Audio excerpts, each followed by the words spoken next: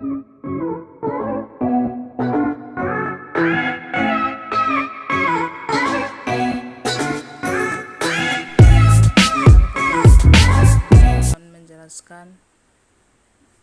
penyakit hipotensi.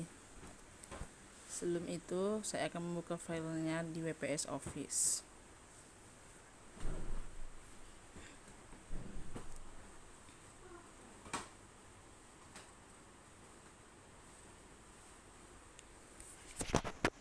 Dan baiklah, di sini sudah kalian lihat.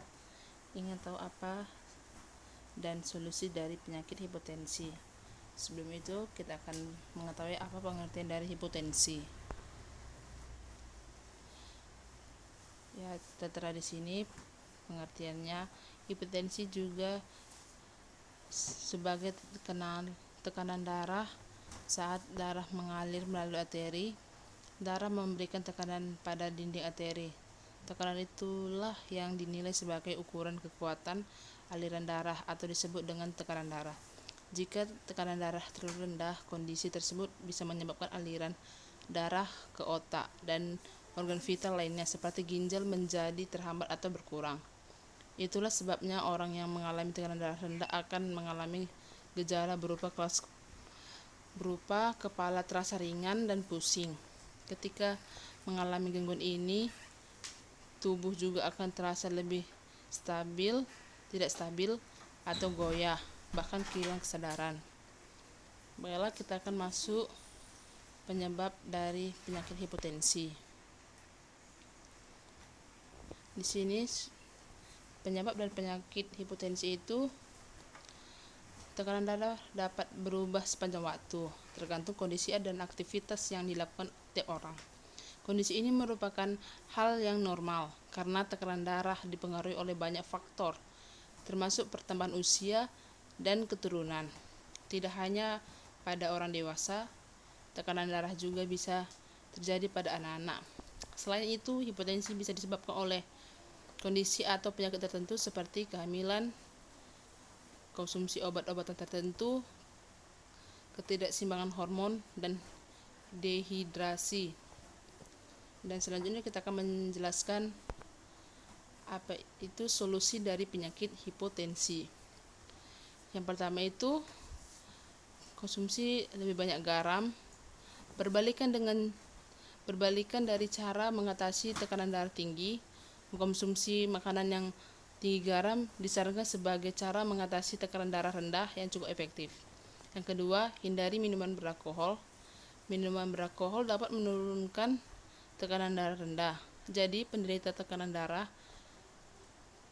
rendah perlu menghindari konsumsi alkohol secara berlebihan. Yang ketiga, menemui dokter. Diskusikanlah keluhan mengenai tekanan darah dengan dokter Anda, karena bisa saja tekanan darah rendah yang tidak menormal diakibatkan karena pengobatan yang sering dijalani. Yang ketiga, minum air putih yang banyak.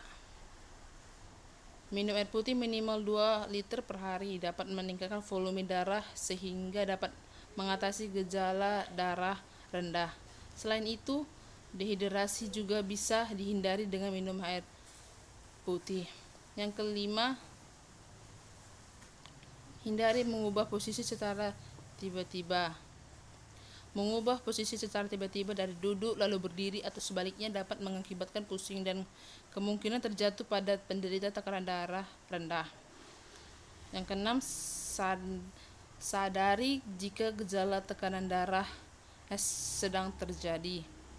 Tekanan darah rendah hanya dapat dianggap sebagai masalah jika terdapat gejala yang mengganggu aktivitas harian.